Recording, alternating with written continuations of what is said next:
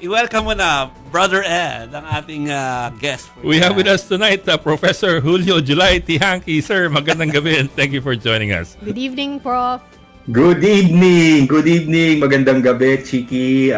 Jovi, long time no see, and Doc Ed.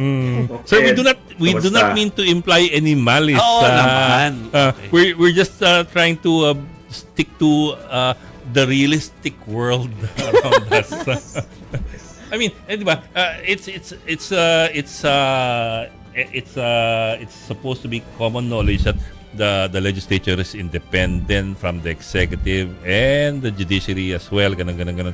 The ideal scenario. Yes, but that's the ideal, and this is the Philippines. Of This course. is the real world. In theory, no? In Yes. theory, Doc Ed, no? In principle, di ba, under a presidential form of government, there are separation of branches, di ba? And there are checks and balances, no?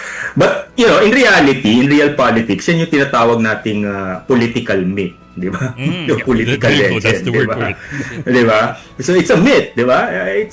Alam naman natin ever since, no, panahon pa ni MLQ, no, ni Manuel Quezon, no, hindi pakialam na. In fact, kaya tayo nagkaroon ng Senado kung ating ititrace, dahil nga gusto ng separate power base ni MLQ, di ba, against then Speaker, House Speaker Sergio Osmeña. No? So from the very beginning, no, while we say that the Senate is supposed to be an independent branch, no, malaking interest talaga ng Malacanang dyan. He has a better way of saying it kasi si Professor said political myth. Alamat I said din. kanina political lie. Oo. Alamat, mga kapatidan. Political Yeah. myth. Pero sir, Yes. ito po kasi we were talking kanina about how tenuous the numbers of Tito Soto are right Yes. now and how he may Yes. have almost lost the Senate presidency yesterday if not Yes. for what appears to be last minute magic. Negotiations? Yes. Is Of it course, negotiations, no? Oo. Kumbaga sa Greek tragedy, no, Deus ex machina, no? Oh, Diba? yes. The machines of the gods, no? Kumbaga, rescued Senate President Tito Soto. But of course, no, all of you are veteran observers of Senate power plays in the past, no? And we all grew up watching all of these power plays through the years, no, through the decades, no. And kaya nga talagang ganyan, no.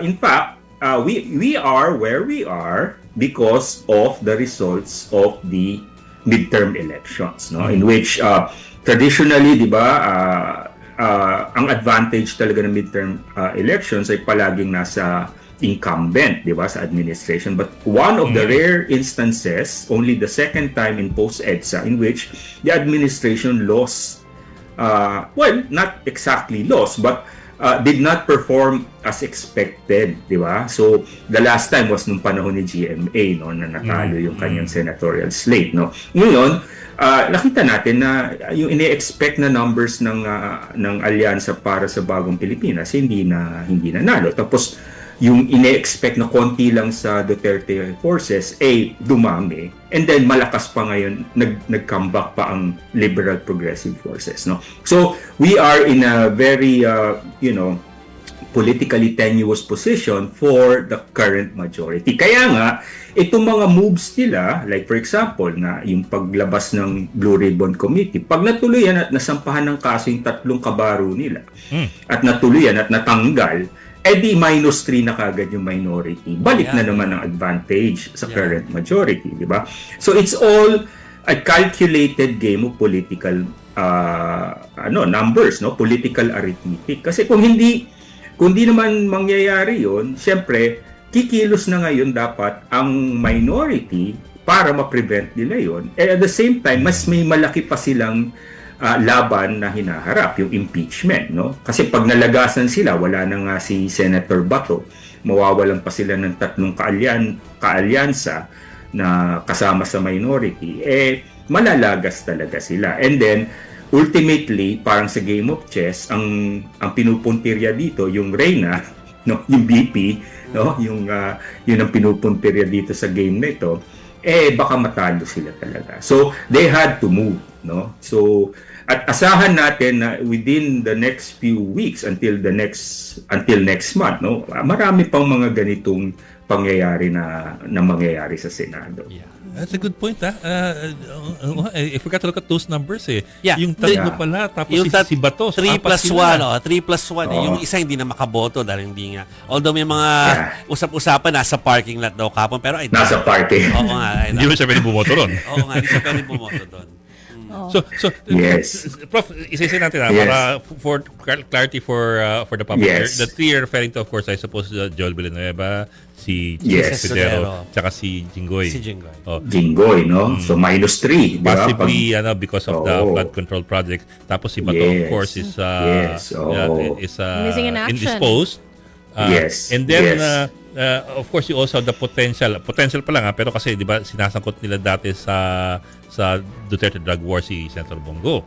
Right. The Yeah, financier, the Yeah, one who was holding yeah. the money. So, you're Yes. potentially looking at 5 bale.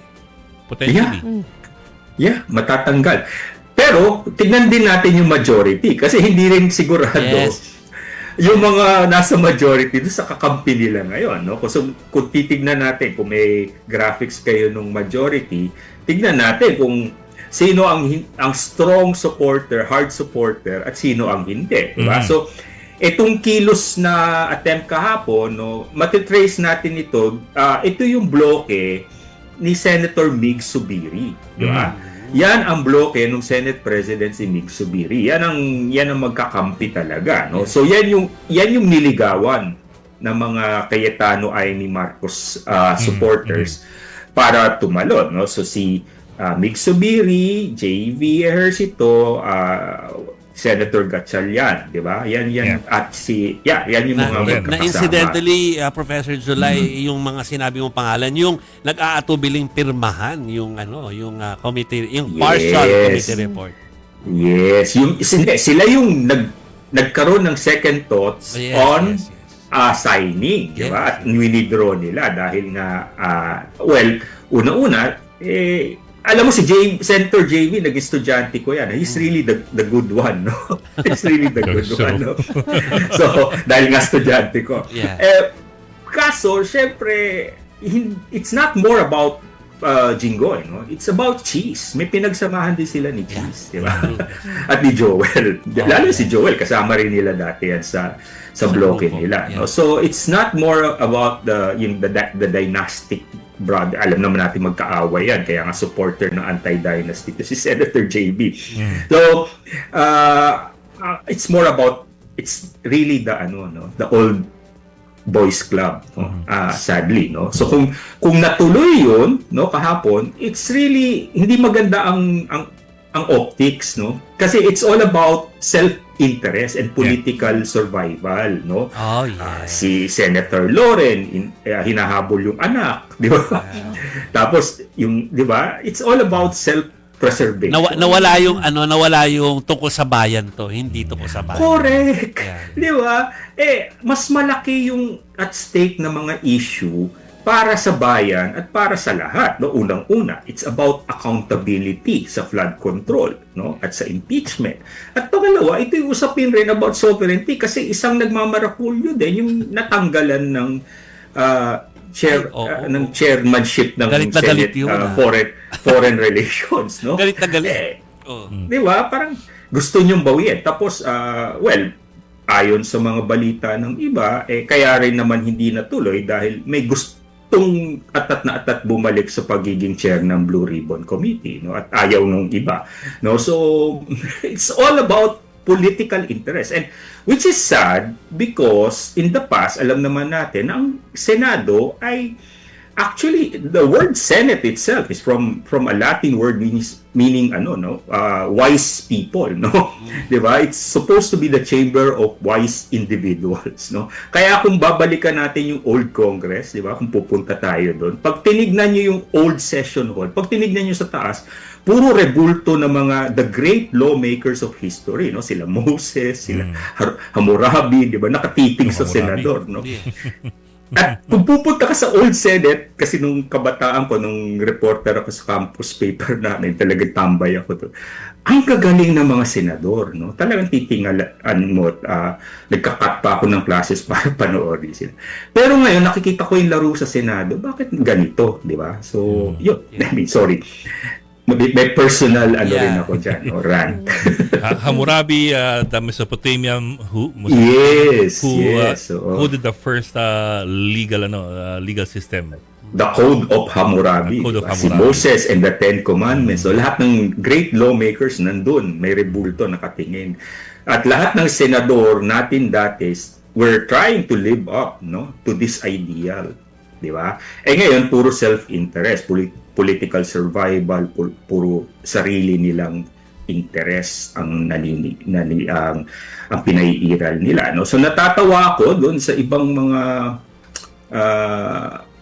observers and analysts na sinasabi na pinaglaruan lang ang taong bayan sa Senado. Pero the mere fact that they were, trying to capture power for their own political interest, talagang hindi rin talaga maganda. Prof, let me throw in one more monkey wrench in the Yes. machinery. Okay. Kasi you Yes. already mentioned Lauren, and of course hinahabol nga yung anak niya ng 24 billion, Yes. si Leandro Luis. But there's another family there na Oo. mukhang under fire. Of course, I'm talking about the Villar. Over the weekend, yung Of Villar course. family, including the patriarch and including the two Yes. siblings, ay kinasuhan ng SEC for insider trading.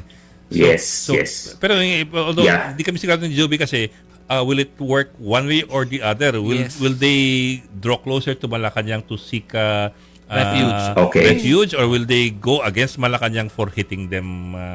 Lalo na Yeah. meron silang sentiment na pro-Duterte Okay. because of the family. Kasi, well, obviously, ang tanong kasi, bakit hanggang ngayon nasa majority pa rin ang mga Villar, di ba? From the very beginning, alam naman natin nasaan sila, di ba? Bakit sila nasa majority? Hinahabol na sila, tapos politically, hindi na sila in good terms with Malacanang. Tapos, syempre, alam naman natin how close they are, especially the patriarch, dun sa former president na nasa dahig ngayon, no? So alam naman natin na talagang politically they're aligned with the Dutertes, no? The only reason why they have to stay with the majority is to protect their own economic interests, no? I mean, if I may be blunt, no? Of course, yung dalawang committee na hawak nila is very important to their own economic interest, no? Yung I think Agri and Public Works. Yeah. Public Works Oh, and yeah. Agri, no? Of course, Mark Villar with agriculture, with Public Works, and Camille with agriculture. At alam naman natin ang track record ng mga Villar sa usaping yan, no? So, it's very critical that, ang bali-balita kasi willing silang itaya ito pag siguradong may numero na. Kaso hindi nagpakita si Senator De La Rosa, no? Kasi ang dilema naman ni Senator De La Rosa, will he risk it, no? Na he will be a part of this stratagem, no? He will play the political game. Magpakita siya doon, parang very dramatic, magpapakita siya doon. Biglang magpakita yung mga mag-aaresto sa kanya, mayroon na palang warrant of arrest, no? So he wouldn't risk that, right? So kaya very although very bold yung game plan, no? But it hindi siya pulido, no? So it's very difficult to execute actually.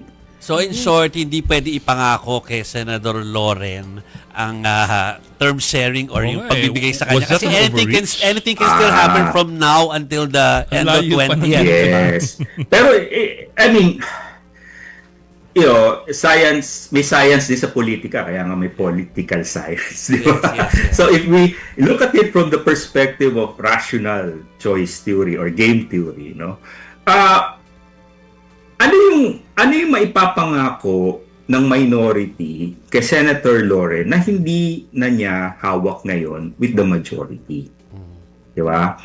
And are the risks higher na mawawala sa kanya yung position niya ngayon kung sasama siya dun sa minority? Mas malaki ang magigain ng minority pag bumaligtad si Senator Lauren. So, very astute yung power sharing formula, no? And of course, power sharing is a general term. It doesn't mean a 50-50, di ba? Ano yan? Term sharing, no? Voluntarily at a certain point, bababa itong si Senate President Soto at si Majority Leader Subiri at ipapasa, no? So, maganda yon dahil unang-una, ma-preserve yung majority nila, no? At less risky on the part of Senator Loren. Di ba? So, kumbaga, okay yun, no? Pero, hindi nila kontrolado yung external events na mangyayari eventually. At marami pang triggers at marami pang pwedeng mangyari between now and the end of the 20th. Nakita natin yan, di ba? Nag-term sharing si Senator Drilon at si Senator Villar, no? After 2007, di ba? Tapos pero hindi rin natapos ni Senator Villar yung term niya dahil nagku naman yung forces ni JPE, di ba? I remember I was close observer of the Senate back then, no? Talagang nasubaybayan ko yan. So, yeah, there is more at risk for Senator Loren kung sumama siya sa minority at hindi rin siya sure na she will be in the driver's seat with the allies in the minority. Diba? So, mas at home siya dito sa pangako kasi nga, ang number one ally naman ni Senator Tito Soto ay si Senator Ping Lacson. And Senator Ping Lacson and Senator Loren Legarda have a very close political and personal relationship. Yes. Chiki, you have questions kay Oo. Professor ano ba? Zulay? Cambio na ba tayo? Sige, sige. Oo, yung impeachment muna. Prof, Yes. syempre marami nagsasabi na yung kay impeachment against PBBM ay wala na, ililibing na lang daw pagdating sa Yes. plenaryo. Pero so it seems you agree with that? Oo, kayo ng oo. Yung kay VP Sara po, ano po kaya ang magiging ending nito sa tingin po ninyo? Expected naman natin na hindi uusod yung yung impeachment kay BBM, no? Kasi the political reality is despite the weakened position of the president right now, the incumbent, no? He still has the institutional control of the presidency, no? At nakita naman natin yan in previous presidencies, no? So kahit na nung panahon ni GMA, no, bagsak na yung negative na yung kanyang ratings, no, yung kanyang survey ratings, pero dahil nga hawak niya yung machinery of state power, no, which is the executive ang in charge doon, no, malakas pa rin siya, no, and yun talaga ang pinanghahawakan ng Pangulo, no. So for as long as kontrolado pa rin niya ang House, no, although medyo tagilid sa Senado, hindi uusod to, no. So ang medyo kailangan tutukan ng pansin ay kung magagawa nila uli yung nagawa nila last time with the same numbers dun sa pag-file ng impeachment sa Vice Presidente. At alam naman natin na pinupuntirya nila ito dahil nga following the logic of 2028, no? Kasi habang bumabagsak ang ratings ng Pangulo, pataas ng pataas pa rin at nananatiling mataas pa rin ang suporta sa Vice Presidente. At kung magpapatuloy ito until the middle of this year, malapit nang mag-file at magsimula ang magkampanya for the next electoral cycle, magkakat na ng deals, no, ang mga kongresista at mga tatakbo sa susunod na halalan. At karamihan sa kanila mukhang may hirapan ng papirmahin sa impeachment, no? At ang pangalawa, dahil nga dito sa flood control scandal, ano pa ang ipamumudmud nila, no? Dahil yung mga allocables ay talagang nagsara na yung gripo, no? So ano pa yung kapangyarihan ng current House Speaker to muster the numbers for the impeachment, no? So ito yung mga tanong, no, na kailangan nating tanungin at kailangan hanapan ng sagot, no? Yeah. Pero sa tingin ko, dahil nga sabi natin may institutional power pa rin at may pamamaraan pa rin, ang House, no? So katulad ng sinabi natin una, may political myth of separation of powers, pero mas lalong malakas ang influensya ng presidente, ng pangulo sa Kamara, no? Dahil doon talaga district, no? Sa Senado kasi national, no? So parang mga little presidents yung nasa Senado natin. Professor July, hindi ko naman Yes. nahahayaang umalis si Professor July ngayong gabi. Na natin pag-uusapan yung isa sa mga gustong-gusto niya pinag-uusapan, which is dynasty, political dynasty. Of course, yes. So, pero Professor July, kanina I was watching your interview or conversation with the Castros nung umaga. Kasama sina Angela and Angelo. Yes. Nakuha ako doon. Hindi naman sa fat shaming tayo, pero yung fat and obese dynasties Hindi fat shaming. sa ating politika, no. Pero tama ba intindi ko na parang suko na ba tayo kasi parang meron kayong sinabi, teka, ayoko misquote si Professor. Sabi niya, the framers of the 1987 Constitution were mistaken in giving Congress the power to define political dynasties. So, ito ba yung pag-amin na parang walang pag-asa dahil sila yung mga nakaupo ngayon, how will we pass a really matino na anti-political dynasty law?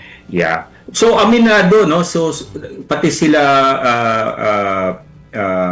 Commissioner Christian Monson, no? yeah. At saka si Adolf Ascuna, no? At sabi nila, they were mistaken kasi nga post-EDSA malakas ang euphoria after the people power, and they had faith in the politicians, no, that they will follow the spirit of EDSA, no. Of course, yun nga they left it to Congress, no, kasi kung babalikan natin yan, even back then issue na yung political dynasty, yung political family, no. Among the first to really study it was a former military man who became a progressive, no, and later on an activist, no, si Dante Simbulan, no, at sinulat niya yung The Modern Principalia as his master's thesis, no, back then.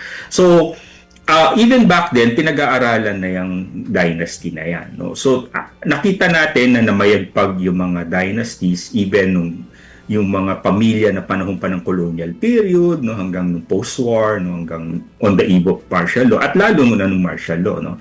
So, nung post-EDSA, yung isa sa mga commissioners, yung Jose Noliedos, ni-raise niya yan, at nagdebate, kaso hindi nila ma-define yung political dynasty. So they left it to Congress, no. Henceforth, 39 years, no, hindi na define yung dynasty, no. Yun ang problema, no. Maraming attempts, no. The last major attempt na kumontik na was nung panahon ni President Noynoy Aquino, no. Pero ngayon, we have, because of the confluence of events, no, ang sinasabi natin ngayon, dahil nga mahina ang dynasty, dahil yung dalawang malaking paksyon ng mga political families ay nagbabangayan, and they're really, kumbaga, in an existential battle, no? Kasi ubusan ng political lahi ito, no, sa kanila come 2028, no? So, tapos, ang administrasyon, because of the flood control scandal, needs to win some political points in order to regain the political narrative, no. So pinangako ng Pangulo, prioritize niya, inutusan niya yung mga kaalyado niya na i-prioritize ang anti-dynasty. So nakikita natin na for the first time nakikinig ang mga legislators, lalo-lalo na sa lower house. Marami sa kanila ang nagpasa ng sarili nilang version ng bill. 29 as of last count ang bills na introduce on anti-political dynasty sa lower house, no, and 6 sa Senado. And I attended the first hearing sa House, and you can feel it in the air na parang something is different, no, kasi full media coverage, hindi nang babara yung mga legislators, nakikinig sila, willing to listen, at pati speaker ay introduce ng sarili lang version, although very controversial at maraming loopholes, kasi kung yan ang ipapasa natin, kabaligtaran doon sa gusto nating iba ng political dynasty. But nonetheless, they are open to it, and even in the Senate, no, mas lalo na dahil ang bagong chair ng Senate Committee on Suffrage and People's Participation ay si Senator Risa Ontiveros. So talagang mukhang may tulak din ng Malacanang based sa mga nakausap ko. Nakausap ko rin si Speaker D, nakausap ko si Senator Gatchalian, si Senator Risa, at mukhang may tulak galing sa Malacanang. At hinahabol nila ito for the next State of the Nation address. Ngayon, aasa ba tayo sa kanila or baka paasa lang na naman to? Di ba yun ang tanong? Saka iba usapan ko ano yung final form. It's the final form ano that yung will final matter. form? Dahil masalimuot nga, no, based din sa mga interviews ko rin at sa mga aming information tour, no, maraming version, no, may maximum version na gusto ng civil society, na kung gusto natin ng serious na honest to goodness na anti-political dynasty, dapat hanggang 4th degree, dapat fat and thin dynasty, dapat pati party list kasama, at lalong tutukan yung cross jurisdiction or cross constituency. Yun, Kasi cross-jurisdiction. doon tayo nagkakatalo, no? Ngayon, kung i-water down nila, well, ang minimum na willing naman ang mga members ng political dynasty at may mga nakakausap din kami hanggang 2nd degree. At kung titignan natin lahat ng panukalang batas, ang minimum, no, ang magic number for most dynasty for a compromise is up to the 2nd degree. It's up to, kumbaga, yung negotiation, no? Pero ang kagandahan sana kung hanggang maximum na 4th degree na demand ng reform advocates, at katulad nung binuo namin multisectoral group na binubuo ng mga academics, ng mga youth, professional, and students, at members of political dynasty, yung anti-dynasty network, na ang isa sa mga lead conveners namin ay si Pasig Mayor Vico Soto, na isang miyembro din ng political dynasty. Okay, so Professor July, this Yes. only means na kailangan gumawa ako ng separate episode na ang guest ko ay si Professor July tungkol lang sa dynasty. Kasi meron nga Tungkol pala sa mga dynasty. strides, kahit pa paano may strides Yes. naman pala. No? Hindi naman pala Yes. nasa kangkungan itong Yeah. discussion about it. Pero Professor Ate, July, Last na lang, no, Jovi. This is a critical period in which, dahil nga bukas ang mga dynasty na ipasa ito finally, kailangan lang ng talagang tulak mula sa publiko. Yung suporta at pagmamasid at pagtutulak ng publiko ang susi para maipasa natin tong dynasty. yeah, sana nakikinig sila. Ha? Pero thank you Yes. very much, Professor July, for joining us. Thank ngayong you. gabi. Thank you, Thanks for the Jovi. discussion. Thank you. Sa ulitin po. Prof. Thank you, sir. Thank you. Thank you.